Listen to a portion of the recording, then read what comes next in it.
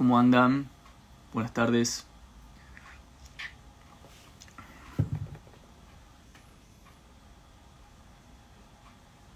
Una pavita tradicional, criolla, matecito de obra, como corresponde. ¿Cómo anda Joel? Ya hemos hablado con Diego como 3-4 veces, con Diego Rusarin, un amigo. Ya hemos tenido varias conversaciones, pueden ver las charlas con Diego en el canal de YouTube de Charlas de Filosofía.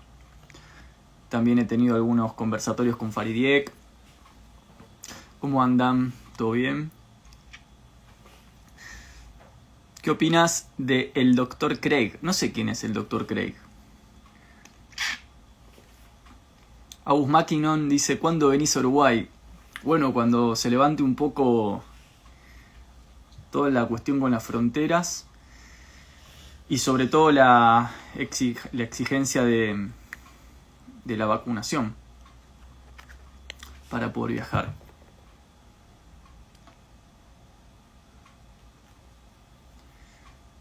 Se viene complicado el tema de la vacuna. No nos van a dejar circular entre países si uno no está vacunado. Así que en algún punto la vacuna empezó siendo opcional, pero creo yo que por cuestiones de motivación extorsiva va a terminar siendo obligatoria. El mensaje final va a terminar siendo, ok, si querés vacunate, si no querés no, pero si no querés no vas a tener trabajo, no vas a poder viajar, no vas a poder entrar a un bar. Así que es como, más vale que quieras en algún punto.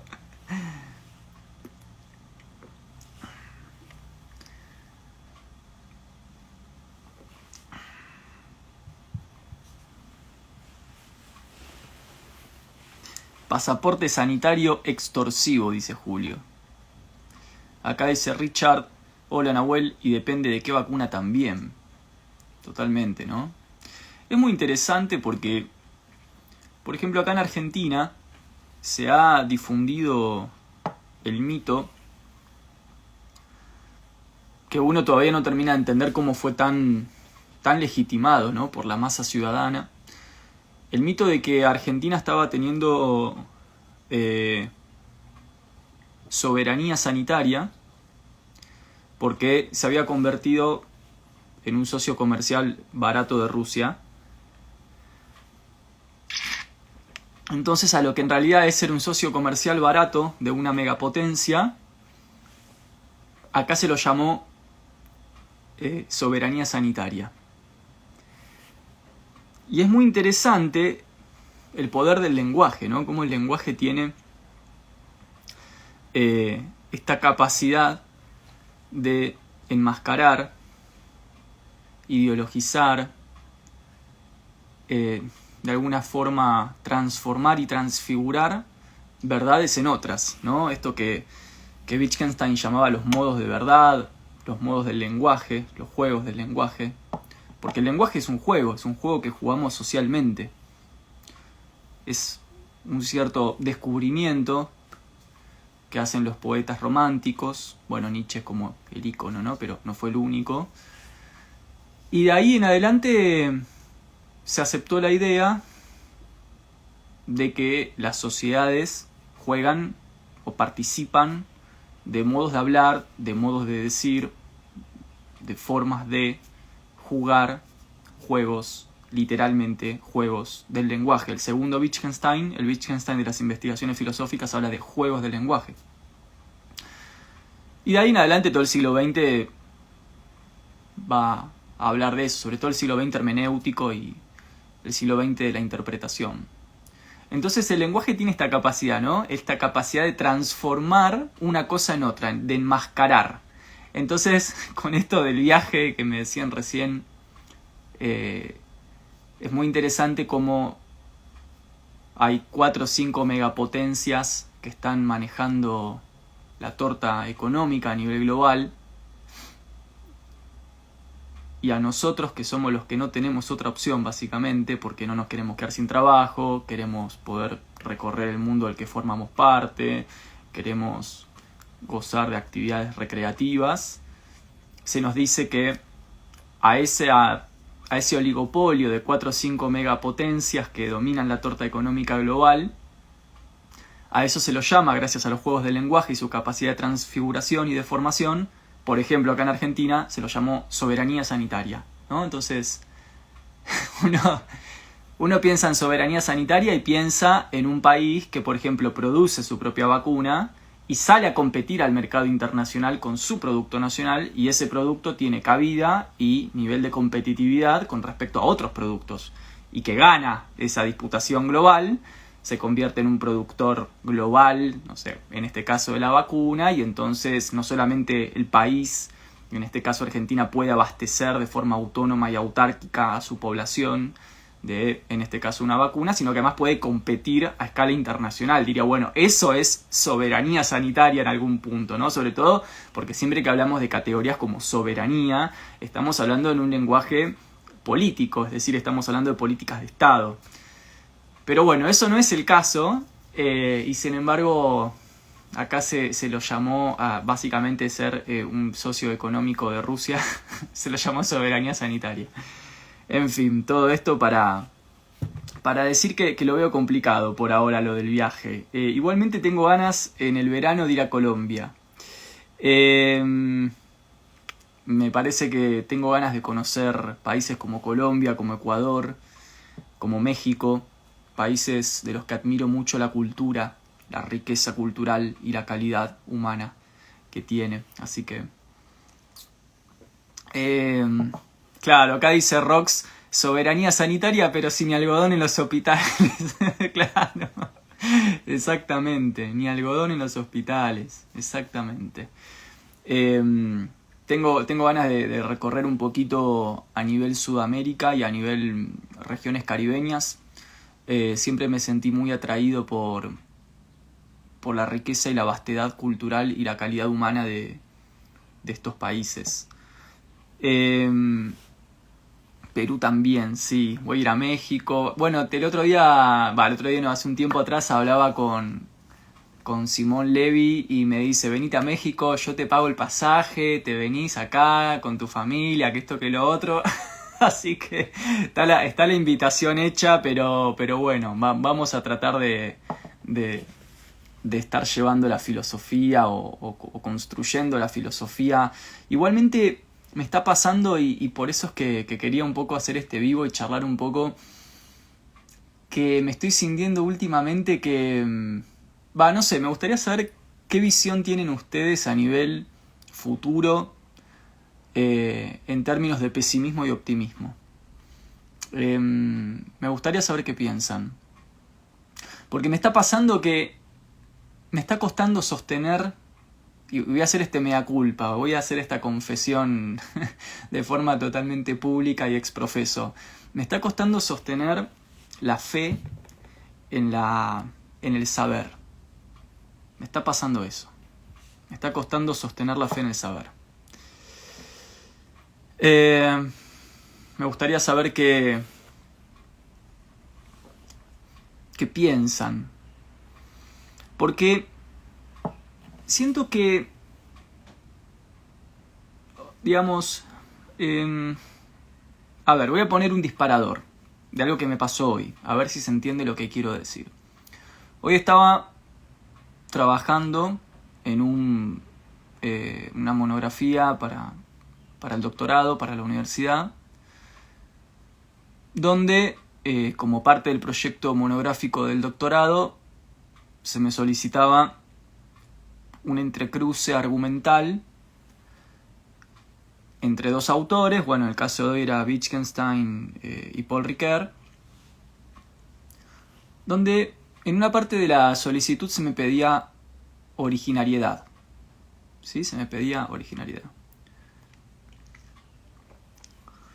Yo cuando leí esa parte de la consigna dije, ¿originariedad?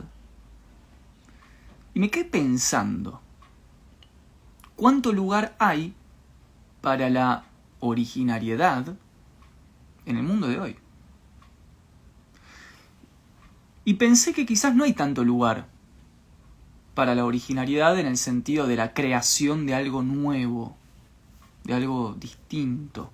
Y estoy hablando estrictamente en términos de las ciencias sociales y el campo de las humanidades, que es, digamos, de lo que yo formo parte. No me estoy pronunciando en términos de los campos, por ejemplo, como las ciencias fácticas o las ciencias naturales o las ingenierías y las técnicas, ¿sí? Porque no son mi campo y, como saben, no me gusta pronunciarme sobre campos que no son los míos y detesto a la gente que se pronuncia sobre campos que no son los suyos.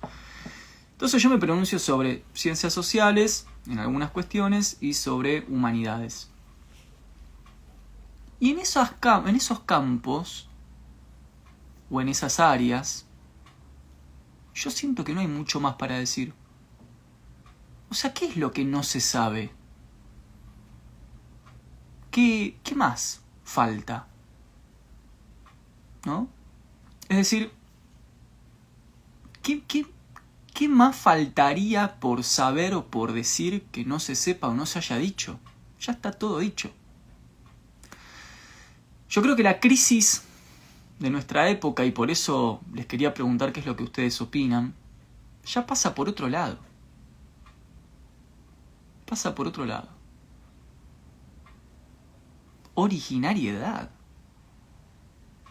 Las universidades siguen enviando a un mercado que ya está totalmente colapsado doctorados en filosofía, en psicoanálisis, antropología, sociología. Y está muy bien. Digo, el saber es necesario y es necesario que las universidades sostengan saberes formales. Pero, ¿después dónde se ubica a esos profesionales?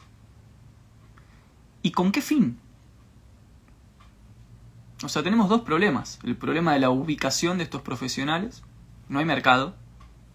Porque uno sale de la universidad totalmente flexibilizado y precarizado. Y lo que encuentra es que hay un mercado que no existe. No hay mercado. ¿Y por qué no hay mercado? Bueno, porque no hay fin. No hay fin. ¿Por qué no hay fin? Porque ya no hay nada más que saber. En términos así como, ¿no? Ya no hay un Kant, no hay otro, no sé, otro San Agustín, ¿no? Digo, no hay un artista, ¿no? Que de estos que dan vuelta a la historia. ¿Y por qué? Porque no hay más. Eso es lo que siento. Por supuesto estoy hablando desde mi opinión y estoy hablando desde un lugar totalmente situado en mi subjetividad y en los campos que yo conozco, que no son todos. ¿Sí? Mi opinión personal es una sensación que estoy teniendo últimamente, que es: no hay mercados para los profesionales de los saberes, pero no es que no hay mercados porque solamente no está valorado el saber, porque en general, cuando preguntamos por qué no hay mercados para los profesionales de los saberes, es decir, para la gente que se dedica laboralmente a ciertos saberes, o sea, yo me dedico laboralmente a la filosofía, es decir, es mi trabajo. No es que sea mejor por eso, sencillamente, digo, necesito un mercado que me acoja, porque si no, digamos, y así como yo, todos.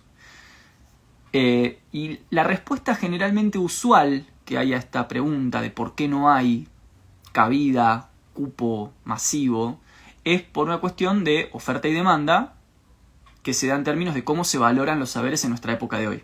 Lo cual es cierto, es verdad que entre un TikToker, un mainstream de televisión, una serie de Netflix y cualquier otra mercancía cultural barata, generalmente las masas van a preferir eso a un sociólogo, un artista de primer nivel, un teólogo, un filósofo, un psicoanalista serio, yo qué sé, no sé. O sea, generalmente las masas, ya se sabe, ¿no?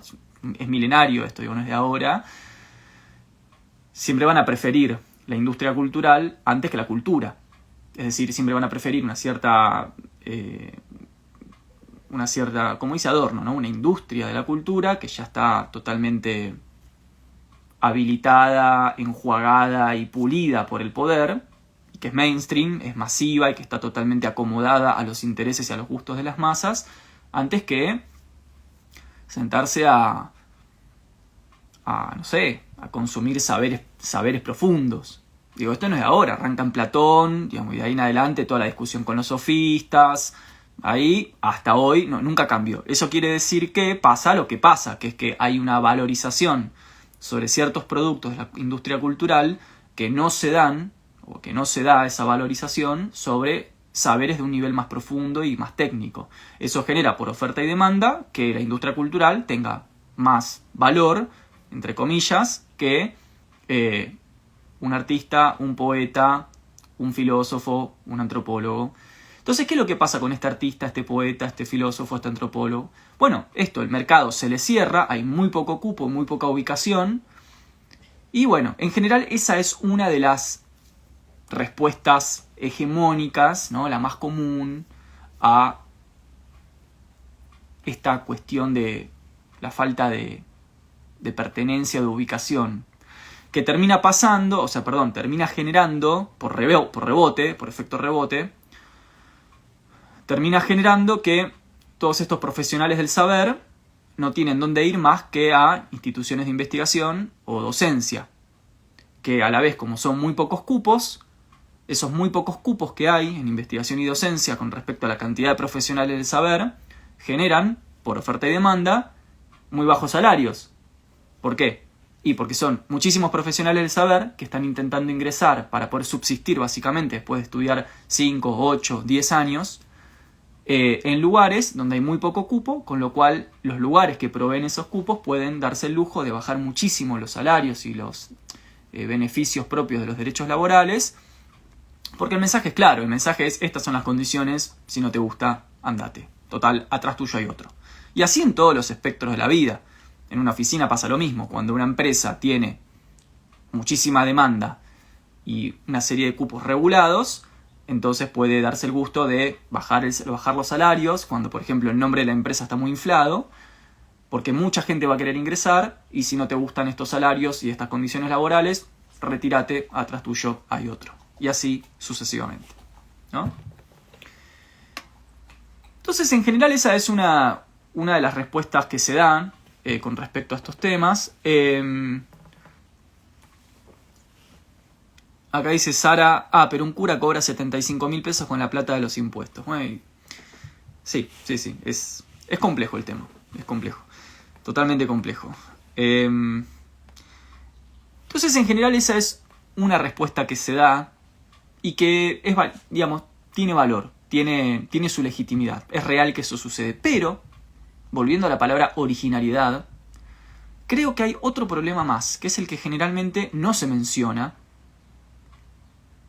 porque este otro problema o esta otra variable de análisis, que es la que generalmente no se menciona, desplaza la carga de responsabilidad hacia las instituciones formadoras de saberes y no hacia las masas, como en la primera consideración. O sea, en la primera consideración que acabamos de decir, siempre es fácil decir que no hay cupo laboral para los profesionales de los saberes porque las masas consumen industria cultural, entonces por oferta y demanda. Digamos, no es que sea falso, pero la carga de responsabilidad se le pone a la masa. En última instancia se está culpando a las ciudadanías, a las gentes, a las personas, por una suerte de consumo alienado de la cultura que tiene como efecto indeseable la reducción del valor de la verdadera cultura o de los verdaderos saberes. Que no es que sea falso, pero me parece que es desplazar las responsabilidades hacia un solo lugar y no desplazar responsabilidades para otro lugar, que es el de las instituciones, que es el que también hay que mencionar. ¿Y qué es lo que me parece que hay que mencionar? Porque por supuesto las instituciones capitalizan esto. Uno no ve a las instituciones de investigación y docencia totalmente desesperadas haciendo una revolución en la calle para exigir decenas y decenas de aperturas de cupos nuevos para sus docentes y sus investigadores y sus profesionales del saber. Y uno no ve eso. ¿Por qué no ve eso? Y porque las instituciones capitalizan esta situación, porque todo ese dinero que no se invierte en salario o que no se invierte en investigación, se lo quedan, digamos, al interior de las instituciones para poder negociar otras cosas, para el lobby, el famoso lobby del que forma parte las instituciones, los estados, las empresas, todos los sectores sociales habidos y por haber desde el día 1 de la humanidad, ¿no? El lobby no es algo restrictivo de las empresas privadas, sino que también está al interior de los estados y también al interior de las instituciones subsidiarias de los estados. El lobby es casi un constitutivo de la práctica humana misma. Por eso me llama la atención la gente que dice, cuando uno dice, mirá, el mundo está repartido entre 10 personas que se juntan a tomar un café en una mesa chiquita, puertas cerradas, y que sin formar parte de estructuras oficiales del Estado, sin embargo tienen la capacidad de presión sobre el Estado. Entonces, a mí me llama la atención cuando mucha gente, uno dice eso y te dice, no, qué conspiranoico que sos. No, no es conspiranoico, es lobby. O sea, lo que muchísima gente llama conspiranoico o conspiración, no es ni conspiranoico ni conspiración, es sencillamente la capacidad que tiene el poder de organizarse y de hacer lobby, ni más ni menos. O sea, que no es nada imposible. Son 15 personas que se toman 15 aviones, se juntan en una ciudad, puertitas cerradas, toman decisiones, tienen la capacidad económica para extorsionar a los estados, extorsionar a los medios, extorsionar a las poblaciones, y eso pasa desde siempre, no es de ahora. Digamos, hay registros, hay investigación, hay historia de esto. Es muy raro que haya gente que cuando uno dice, mirá, hay un poder detrás del poder, hay un poder detrás del poder, el presidente no tiene ningún poder, el Estado no tiene ningún poder. Entonces, mucha gente dice, ¿qué conspiranoico? No, no es conspiranoico. Son las aristocracias que se juntan y organizan las decisiones que después se oficializan en el próximo G30. Digo, es lobby. O sea, yo lo haría también. Digo, ¿quién no lo haría? Entonces, es muy loco que mucha gente a eso lo llame ser conspiranoico. A ver, gente, si nosotros tuviéramos poder y quisiéramos preservar un negocio tan importante como el mundo, básicamente, ¿dejaríamos que los estados y las ciudadanías y las poblaciones se autonomicen y que todas hagan lo que quieran según sus propias visiones en torno al derecho, en torno a la jurisprudencia? No. Trataríamos de presionar para que eso no suceda y poder tener el poder. No estamos diciendo nada del otro mundo. No sería ninguna conspiración, sería sencillamente organizar los negocios, nada más. El tema es que nosotros no estamos en el poder. Y como no estamos en el poder y no tenemos ninguna capacidad de organizar ningún negocio serio, importante, estructural, entonces pensamos que eso que otras personas sí pueden hacer, en realidad no existe y es conspiración. No, sí existe, no es conspiración, sencillamente es organización. No llamemos conspiración a lo que es organización, nada más. Acá dice Joaco, nosotros tenemos el poder, pero no sabemos cómo usarlo. Totalmente de acuerdo con vos, Joaco. Comparto eso, comparto. Me parece muy valioso el comentario de Joaco, porque es cierto que si bien circunstancialmente son 10 o 15 personas las que manejan la torta económica del mundo, eso no implica que debajo de esas 15 personas hay 7.500 millones de personas, que somos nosotros, que si quisiéramos, si fuéramos menos perezosos, menos aburridos, un poco más optimistas, un poco más confiados, menos temerosos, menos competitivos, menos segregados, nos podríamos juntar y presionar. Pero, ¿qué pasa? Esas mismas 10 o 15 personas que se reparten la torta económica del mundo saben que si nos juntamos nosotros somos un problema. Esto está en la filosofía política desde siempre. Lean los textos de Hobbes. Cuando Hobbes advierte lo que pasa si las masas se unen, el problema de las masas ya es un problema en la filosofía política moderna, o sea, del siglo XVII y XVIII. Los textos de Grocio, de Tin de la Boyette, de Hobbes, los textos de Maquiavelo. El problema de las masas y el miedo que el poder le tiene a la organización de la masa, por supuesto que es un tema que es totalmente real. Si quisiéramos realmente presionar, podemos hacerlo. Tenemos la capacidad. Pero no lo hacemos. No lo hacemos porque estamos enfrascados en nuestras individualidades, como ya todos sabemos, no hay que decirlo, porque es así. Entonces no presionamos nada y lo único que hacemos es subsistir, ¿no? O sea, permitir que estos 10 o 15 que manejan la torta hagan lo que quieran y nosotros sencillamente quejarnos en las redes sociales y lamentarnos. Es básicamente nuestra función de oveja, lamentarnos. Entonces, quería volver a esto, porque no me quiero ir por las ramas. Es cierto que acá dice Betsabé, ellos mientras la derecha creó a la izquierda es para separar. Claro, totalmente. la separación por etiquetas. Eso es impresionante eso, a nivel efectividad del poder. Vieron que Foucault tiene esta noción de que el poder es eficaz, tiene como la capacidad de ser eficaz. ¿Qué quiere decir eso? Quiere decir que el poder puede, de alguna forma, en Foucault hay que entender el poder como relaciones de poder, no es que hay un poder así monolítico, ¿no? Pero sí dice que las técnicas de gubernamentalidad, que son las que establecen las condiciones de vida de las personas, el poder, no le demos más vuelta. No, pero Foucault está hablando de relaciones de poder, donde en realidad esa escala microfísica. El poder, gente, te lo dice, técnica de gubernamentalidad. Después del año 78 te empieza a hablar de que los hombres son gobernados en sus conductas. Listo, fin. Ahí dice Foucault que el poder es eficaz, ¿no? Entonces es eficaz en el sentido de que puede establecer ciertas técnicas de gestión de conducta de las personas, o sea, puede administrar nuestras conductas con pocos recursos económicos. O sea, esto quiere decir que pueden manejar nuestro comportamiento sin, por ejemplo, como pasaba antes, desplegar enormes ejércitos en las calles para matarnos a palos y obligarnos por el terror y el dolor físico a obedecer. Ahora ya obedecemos prácticamente por voluntad personal. Y es muy interesante esto de que somos obedientes con todo el orgullo y toda la voluntad personal, ¿no? Porque es algo que aparece en un libro del siglo XVI de este autor que les dije recién, Etienne de la Boétie, que se llama Manifiesto de la Servidumbre Voluntaria. Servidumbre voluntaria. Tremendo. Manifiesto de la Servidumbre Voluntaria de Etienne de la Boétie, siglo XVI, donde Etienne de la Boétie se pregunta cómo puede ser que voluntariamente obedezcamos, que hayamos aprendido a obedecer, ¿no? Entonces, eso aparece en el siglo XX en trabajos como los de Bourdieu o Foucault, y dice, uy, no, mirá qué raro, ¿no? Sí, o Byung-Chul Han, ¿no? Uy, no, mirá lo que dice Byung-Chul Han, nos estamos autoexplotando, la autoexplotación, el goce de la autoexplotación. Ya está en el siglo XVII.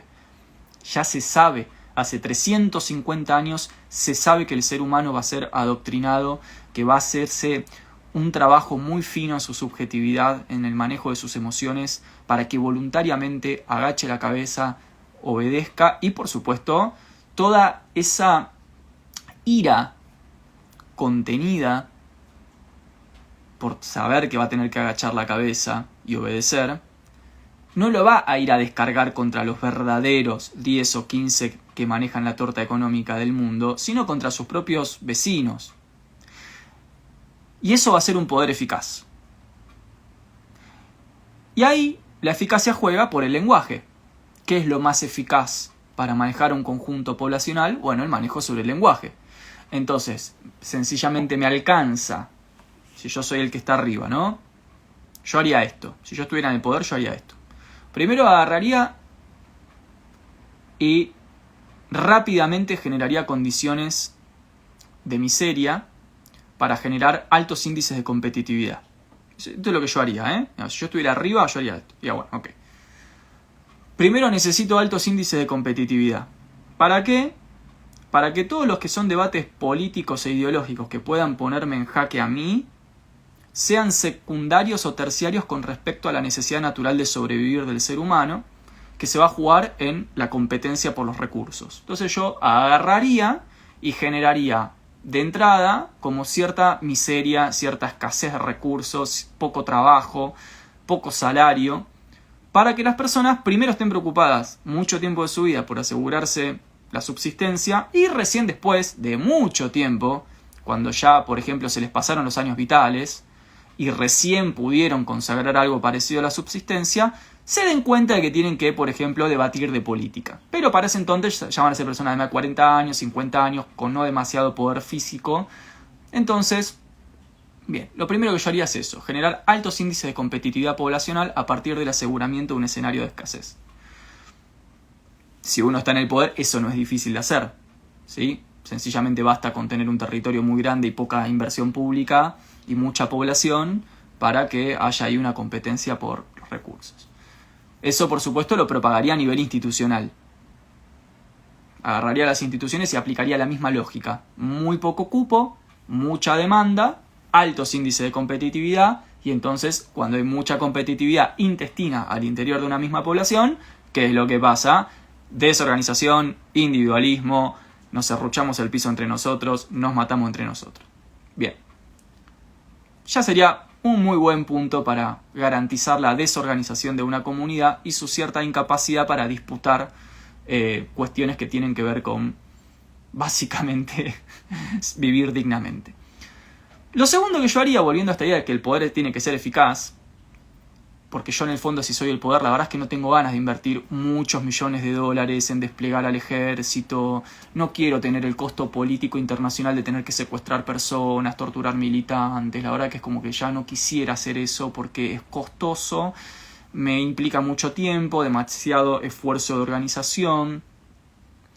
Entonces, tiene que haber una forma más eficaz de poder atornillar este estado de cosas sin tener que poner tanques en la calle, militares en la televisión, enfrentarme a la opinión pública internacional, todas cosas con mucho costo económico y político. Entonces, volviendo a la cuestión de la eficacia del poder, me quisiera asegurar que puedo garantizar este escenario con algo que sea prácticamente gratis. Con algo cuya manipulación sea prácticamente inmediata y lo más económica posible. Bueno, nada más económico que el lenguaje, básicamente, ¿no? Digo, manipular el lenguaje es prácticamente gratuito. Basta con tener unos buenos medios de comunicación a tu favor, centros educativos, digamos, que por supuesto son siempre 1.000 millones de veces más económicos que la industria militar. Y ya está. Hay redes sociales, que además las redes sociales son prácticamente autárquicas. O sea, el usuario de redes sociales no tiene ninguna afiliación económica con el poder o no está necesariamente filiado con el poder, sino que es un consumidor totalmente desprevenido, que por supuesto piensa que las redes sociales son un lugar neutral, donde elige libre y autónomamente el contenido que consume. Entonces, perfecto. Basta tener un par de grandes medios de comunicación a tu favor, un buen mainstream en redes sociales y centros educativos, por ejemplo colegios o universidades,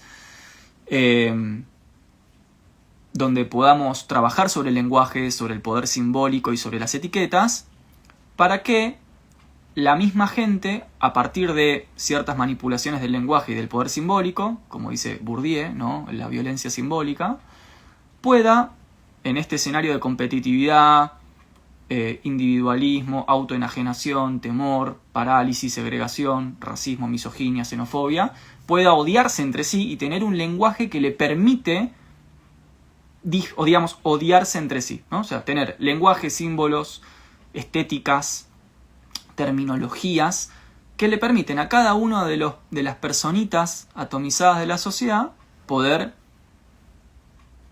tener una barricada con su vecino. Bueno, eso es muy sencillo, basta con decirle a las personas que existen términos como facho, zurdo, derecha, izquierda, compañero, apático, etc. Categorías abstractas, conceptos que no tienen ningún asidero material, porque son conceptos, pero que van a ser lo suficientemente potentes en términos del ideario popular, en términos de lo que Castoriadis llama la institucionalización imaginaria del colectivo, la institucionalización colectiva del imaginario social. Van a ser palabras que van a fluctuar en el lenguaje, en el poder simbólico manejado por el imaginario social, que van a permitir reforzar la apatía, el individualismo, la competencia, la lucha de sectores, todo en términos de lenguaje. Porque ya todos sabemos que al día de hoy hablar de derecha o de izquierda es anacrónico y rancio. Sin embargo, hay gente que te sigue diciendo facho o zurdo. Lenguaje. Porque en el fondo somos todas personas. Personas que quieren, a menos que uno sea realmente perverso y malo, que creo que conozco, 2 personas malas en mi vida. Vieron que uno no conoce personas malas. ¿Cuántas personas ontológicamente malas conocemos en la vida, no? En general uno conoce gente que hace cosas malas porque es ignorante, temerosa, porque tiene otros problemas, pero bueno, en general creo que son pocos los individuos realmente malos, que uno diría, ahí está el mal. No digo que no existan, pueden existir y seguramente todos nos hemos cruzado con alguien, pero estoy hablando del general. Por ejemplo, todo el tribalismo de redes sociales, ¿no? todo este odio encarnizado, toda esta lucha de palabras que no van a ningún lado porque todos articulan palabras que no saben ni muy bien de dónde vienen, ni a dónde van, ni qué significan, pero que son palabras eficaces para mantener la segregación social, para mantener la separación, para mantener la tribu, para mantener la esfera, para que este círculo se enfrente con este círculo. Y lo cierto, somos todas personas que, como decíamos recién, a menos que seamos estrictamente malos y que realmente queramos hacer el mal, lo cierto es que lo que queremos en la vida es pasarla bien, ¿no? Es como que eso es lo que siento, que queremos pasarla bien, queremos venir a la vida, estar rodeado de gente con la que nos llevamos bien, poder tener los recursos económicos para hacer lo que queremos, para vivir de lo que nos gusta, y no tener que estar constantemente preocupados y angustiados por la escasez, la competitividad, la barricada, que si este dijo lo otro, que si este dijo el del más allá, que esto, que bla bla bla, que si sos facho, si sos zurdo, si sos esto, si lo otro. Entonces lo que yo haría es eso. Eso es lo que yo haría. Agarraría y le permitiría a la población que yo quiero más o menos controlar en su comportamiento disponer de un lenguaje eficazmente separador, o sea, capaz de separar a la gente de forma eficaz, es decir, con pocos recursos políticos y económicos, con poca inversión, porque el poder no quiere invertir en el dominio, quiere invertir la plata en otra cosa, como por ejemplo tener más poder. Y dejaría que medio que la gente se mate entre sí. Eso es lo que yo haría.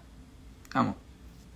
Y mientras logro eso, me juntaría con mis 15 o 20 amigos en Davos o en el Club Bilderberg para pensar cuáles son los próximos medios de comunicación que vamos a financiar y los próximos gobiernos, tanto reaccionarios como populistas, conservadores o progresistas, porque todo lo mismo que vamos a financiar, porque igual después nos van a tener que devolver los favores, sean progresistas, conservadores, reaccionarios, liberales, de izquierda a derecha.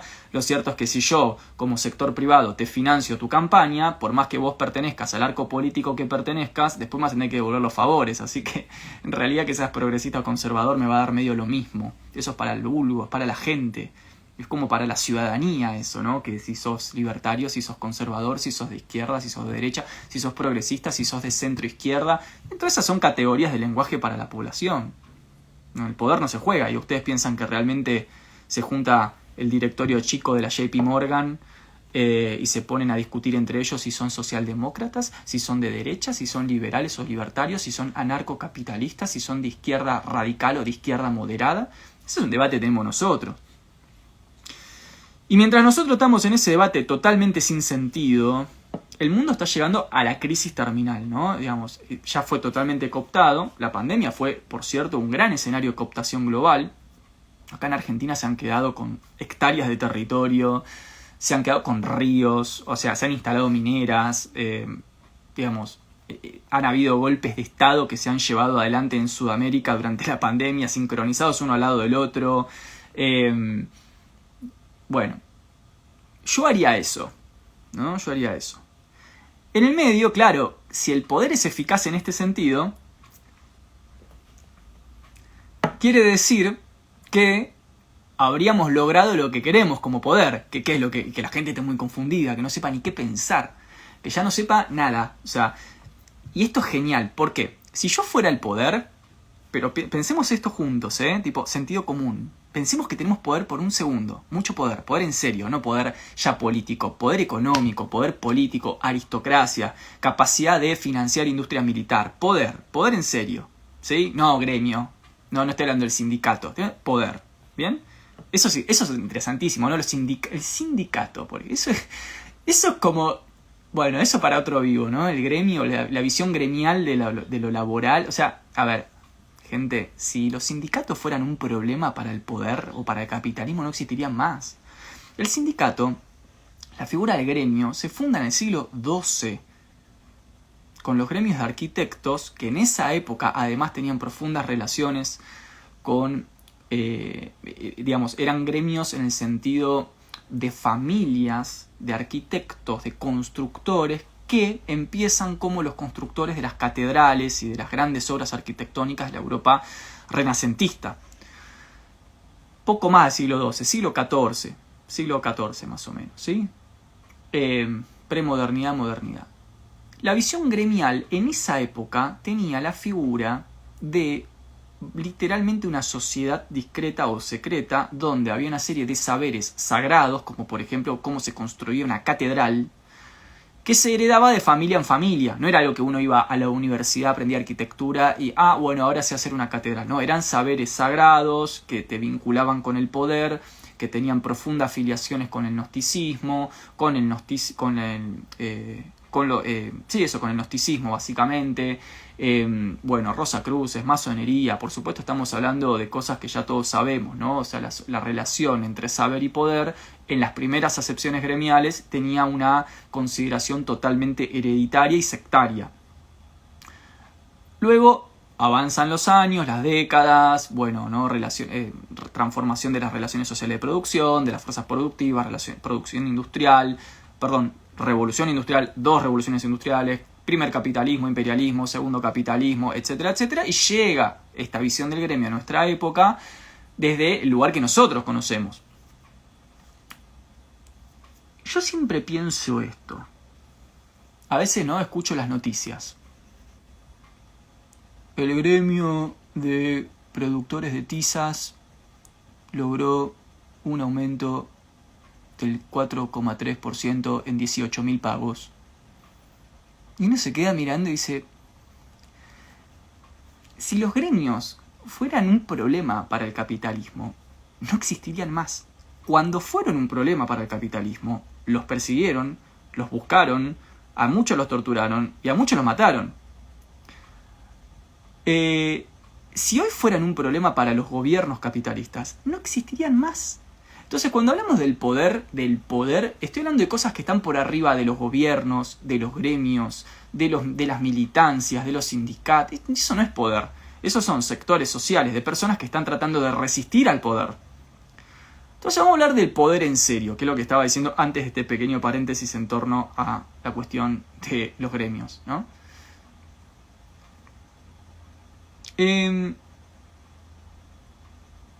Si yo fuera el poder en serio, lo primero que haría es, como tercera fase, vieron que ya mencionamos dos, ¿sí? Dos medidas. Primero, una medida que sería asegurar la escasez, como decíamos hace un rato. Asegurar la escasez para que haya altos índices de competitividad social y por lo tanto muy poca organización y movimiento en bloque. Lo segundo que yo haría es llenar a la gente de lenguajes eficazmente separadores en el sentido de proveerles a las personas, que son toda gente trabajadora, sea de derecha, de izquierda, liberales, libertarios, marxistas, neomarxistas, lo que sea, son todo gente trabajadora. Yo le aseguraría a estas personas el acceso a una serie de conceptos abstractos totalmente divorciados de la realidad material para que se autosegreguen entre sí, para que tengan la capacidad de comportamiento tribal, ¿no? Digamos, de comportamiento de tribu más que tribal, ¿no? Para poder seguir fomentando la lógica de tribu. Todo en el lenguaje, un lenguaje eficaz que me permita mantener a las personas separadas sin grandes inversiones políticas y económicas. Lo tercero que haría es asegurarme la confusión teórica. O sea, que la gente no sepa qué carajo pensar. Eso es lo que haría. Yo, digamos, necesito, como poder, que la gente esté confundida en todos los aspectos posibles. ¿Cómo haría eso?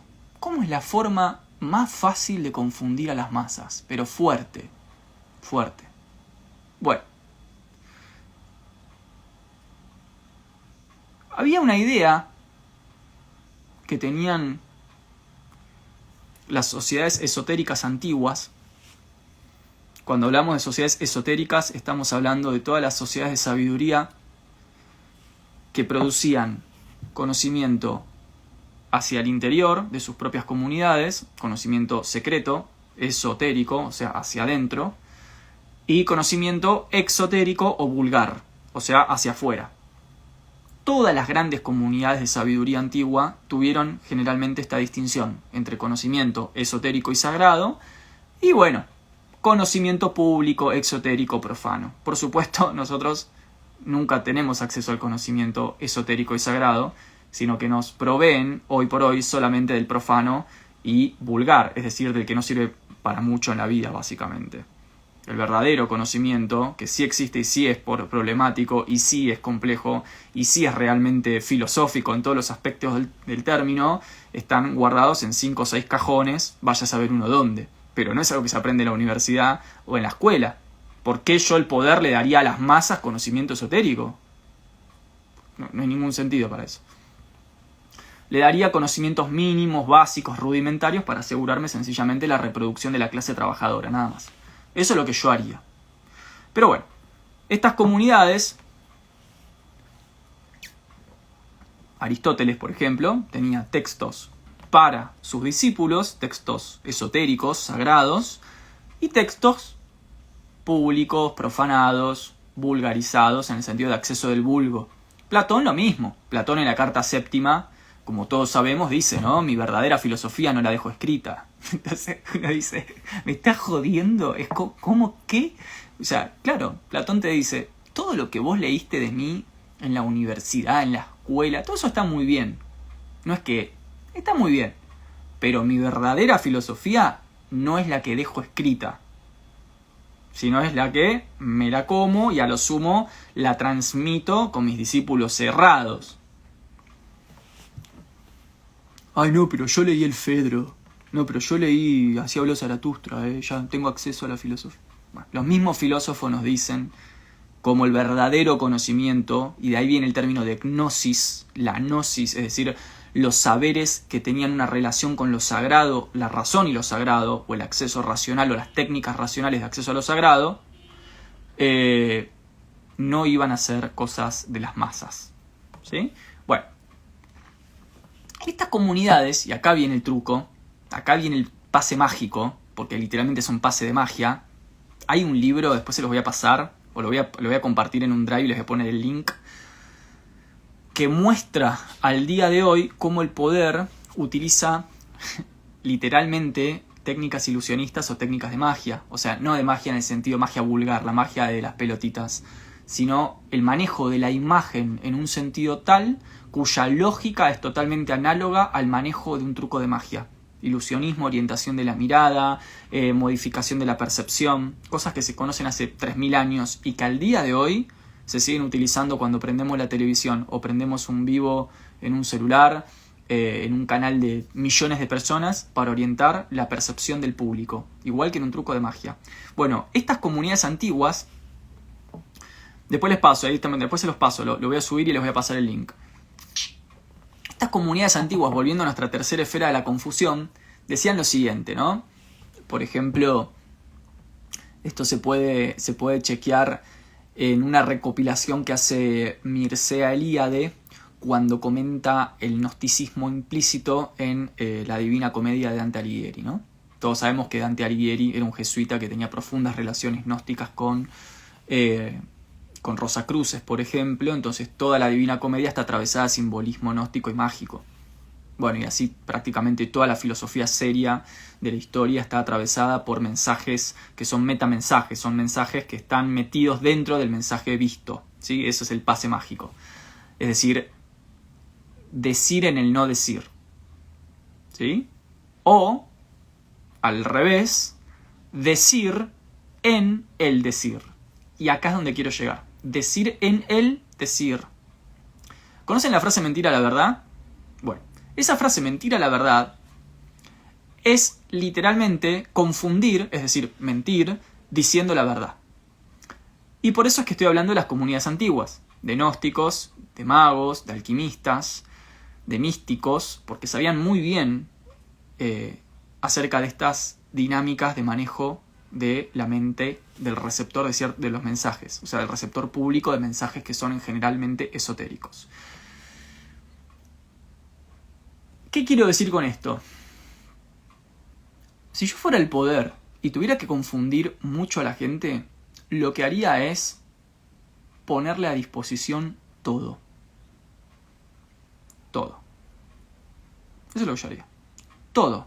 La Biblia del calefón. Con la misma facilidad de acceso. ¿Por qué? Si yo hago que ya no haya diferencia entre lo sagrado y lo profano, o entre lo esotérico y lo exotérico, o que ya no haya una diferencia clara y contundente entre lo falso y lo verdadero, Entonces, básicamente le voy a proponer al público espectador la idea de que todo es igualmente verdadero. Todo está al mismo nivel de acceso. Y lo que voy a generar con ese pase mágico es que la gente no sepa cuál es el criterio de selección. ¿Sí? Muy fácil la idea, no tiene demasiada complejidad. Agarro a una población y le pongo desde conocimiento totalmente fútil hasta gnosticismo, filosofía, teorías conspiranoicas, teorías verdaderas, un poco de intuicionismo. Todo eso, todo al mismo nivel, con la misma capacidad y facilidad de acceso público en las redes sociales, en las universidades. Que la gente pueda pensar que es lo mismo ir a una universidad que mirar un canal de YouTube, porque ya no va a haber criterio. Todo va a estar igualmente servido.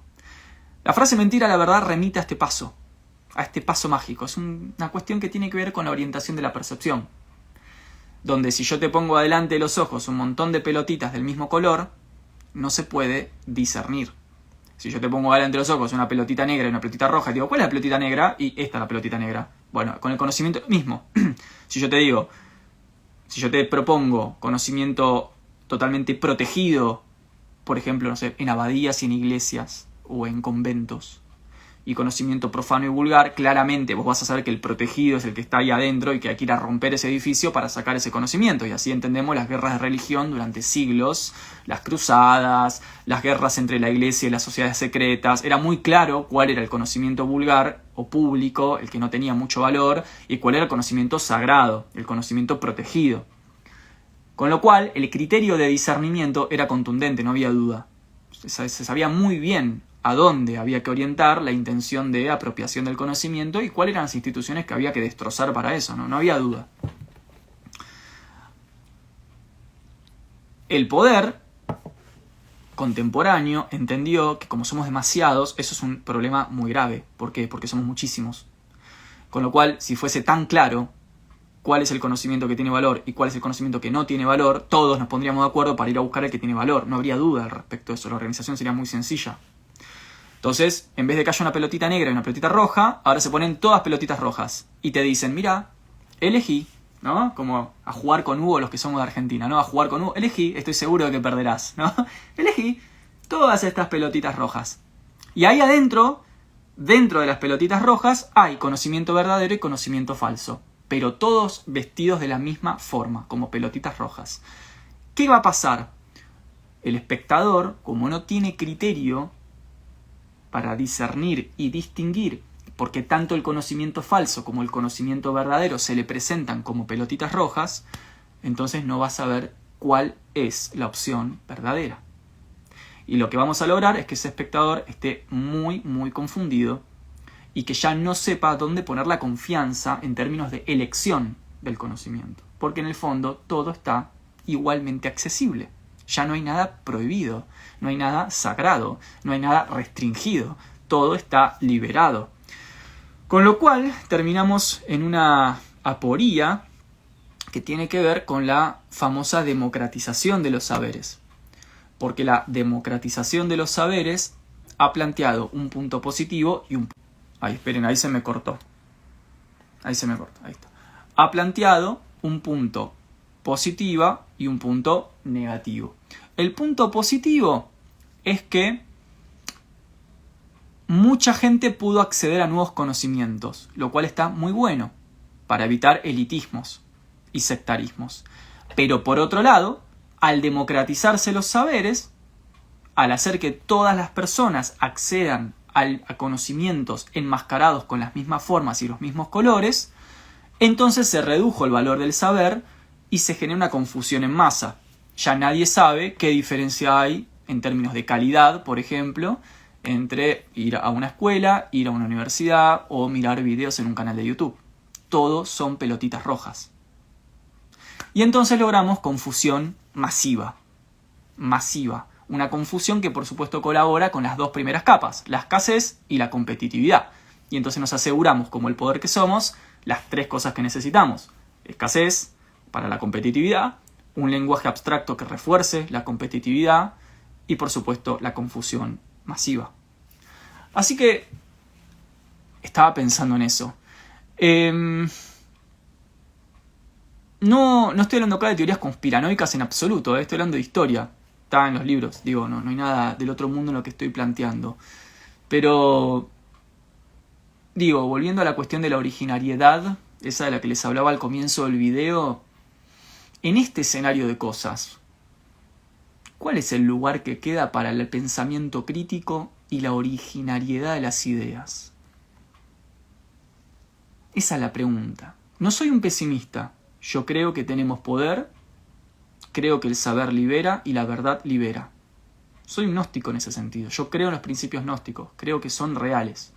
Creo que hay una divinidad, creo que esa divinidad se expresa, creo que nuestra razón filosófica es capaz de acceder a los grandes arcanos y misterios de la vida. Creo que la filosofía está al servicio de la felicidad del ser humano. Cualquier filosofía que no contribuya a la certeza y la felicidad me parece totalmente estéril. Me parece una pérdida de tiempo, una verborragia del lenguaje. Pero creo también que las técnicas de gubernamentalidad globales han logrado que la gente no esté en ese lugar. Que estemos todos perdidos y confundidos.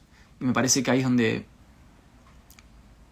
donde tenemos que pensar por qué si hay tanta teoría hay tan poca práctica. Tenemos todo. ¿Qué más queda saber? ¿Cuánto más podemos aprender de filosofía? ¿Cuánto psicoanálisis más necesitamos? ¿Cuánta sociología y antropología más necesitamos? ¿Qué más falta? ¿Qué es lo que no se sabe? Ya se sabe todo y sin embargo no somos capaces de cambios estructurales. Quiere decir que la teoría está mostrando sus fallas. Así como está planteada, ya no da cuenta de la experiencia del ser humano en el mundo. Yo creo en la teoría, pero no en esta forma de presentarla. Me parece que la cuestión no es de contenido, sino de formas. Y cómo el poder logra inmiscuirse en las formas y entonces desactivar la capacidad que el ser humano tuvo durante milenios de apropiarse de una teoría para hacerla una práctica. Bueno, no sé. Eso estuve pensando hoy.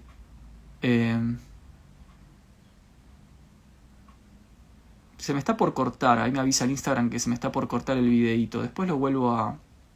Vieron que ahora volvió a ser una hora el tema de los lives. No sé por qué.